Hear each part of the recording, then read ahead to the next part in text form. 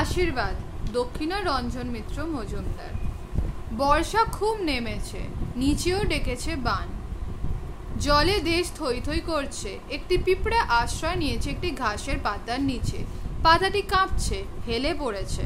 বৃষ্টির ফোঁটায় ঘায়ে পাতাটি বোধহয় এলিয়ে পড়বে জলে। আর একটুতেই পিঁপড়েটা অসীম জলে ভেসে যাবে হয়েছে। পাতা বলছে, ভাই জোরে আঁকড়ে ধরো, কামড়ে ধরো আমাকে, আমার লাগবে না, ভয় পেও না, তোমরা তো সাঁতার জানো, হেঁটে দৌড়েও চলো, তোমাদের আবার কি। পাতা শিরা কামড়ে ধরে পিঁপড়ে আধো গলা বলে, দেখো শরীরটা জলে ডুবে গেল, দাঁড়া ভাই বলছি। এক ঢোক জল খেয়ে পিঁপড়েটা আর কিছু বলতে পারলো না। চোখ বুজে পাতাতে দাঁত কামড়ে ডুবু হয়ে ঝুলে রইল।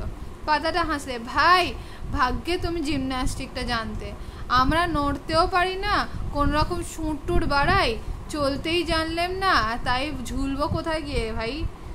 বৃষ্টি একটু ধরল, ঘাসের পাতাটা সোজা হয়ে দাঁড়িয়েছে।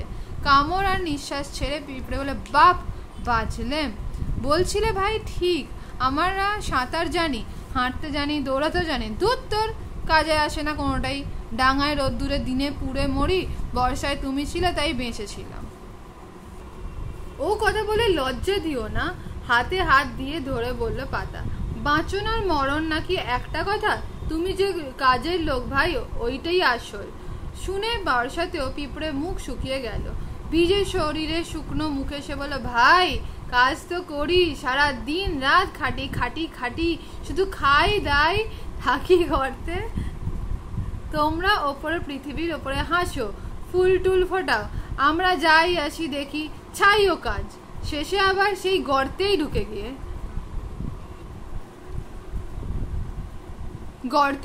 গিয়ে বুঝি ভাই মাটি ওপরে আমাদের, পৃথিবীটা তোমাদের।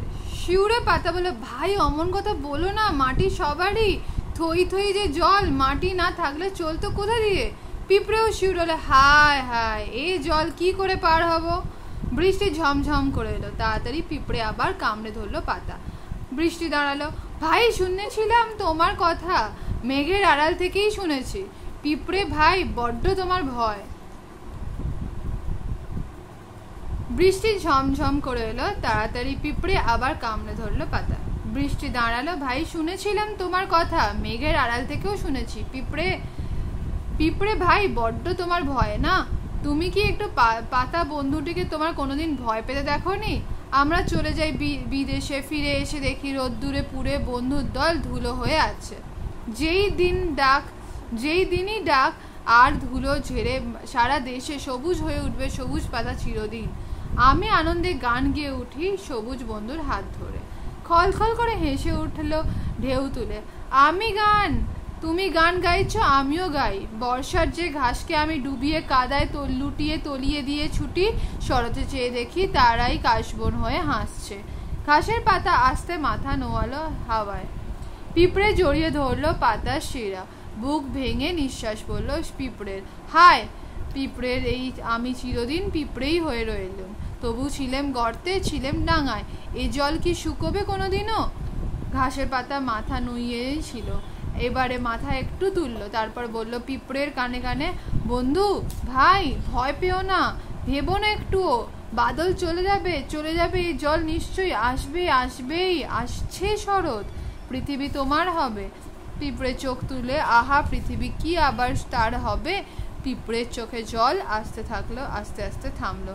চেয়ে সে দেখলে মেঘের ফাঁক দিয়ে সূর্যের চোখও হাসছে। হবেই, আশীর্বাদ করি শরতের আশীর্বাদ তোমাদের উপর ঝরুক, পৃথিবীর সবারই হোক।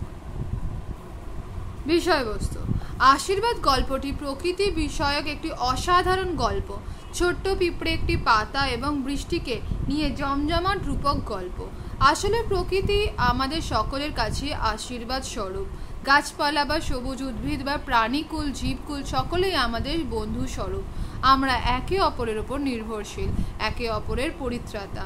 প্রবল বর্ষার চারদিকে জল থই থই, তখনই পিঁপড়েটি ভেসে যেতে যেতে গাছের পাতাকে আঁকড়ে ধরে। গাছের পাতা পিঁপড়েটিকে অসহযোগিতা করে, পিঁপড়ে পাতাকে অবলম্বন করে জীবন রক্ষা করে। বাদল আসে, চলে যায়, আসে শরৎকাল, কাশফুল ফোটে, মেঘের ফাঁক দিয়ে সূর্য হাসে, বর্ষার পরে শরৎ প্রকৃতির আশীর্বাদ। লেখক চান শরতের আশীর্বাদ আমাদের সকলের মাথার উপর ঝরে পড়ুক। পৃথিবী সবার হোক, জয় হোক প্রকৃতির, জয় হোক মহামানবের চিরজীবন।